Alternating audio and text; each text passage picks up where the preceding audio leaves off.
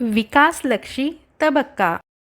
વિકાસલક્ષી તબક્કા તમને જણાવે છે કે શું તમારું બાળક તેની ઉંમર પ્રમાણે યોગ્ય રીતે મોટું થઈ રહ્યું છે. ચાલો જોઈએ 7 થી 9 માસના બાળકોમાં કયા વિકાસલક્ષી તબક્કા હોય છે. ટેકા વગર બેસે છે. તમારા અને તેના ડાબા અથવા જમણા હાથથી તાળી પાડે છે. વસ્તુઓ સાથે અલગ અલગ રીતે રમે છે, જેમ કે ખેંચવું, પકડવું, ફેંકવું, હલાવવું વગેરે. મમ્મા, ગાગા, દાદા, પાપા જેવા અવાજ કાઢે છે. મા અથવા ઘરના અન્ય સભ્યો નજરથી દૂર થવા પર રડવા લાગે છે.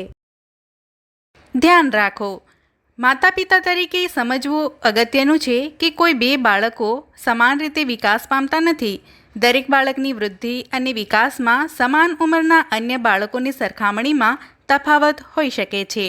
કોઈ પણ બાળકમાં વિકાસલક્ષી વિલંબને આ પ્રવૃત્તિઓના આધારે માપી શકાતું નથી, પરંતુ વિલંબ કયા ક્ષેત્રમાં થઈ રહ્યો છે તે ઓળખવામાં ચોક્કસપણે મદદરૂપ થઈ શકે છે.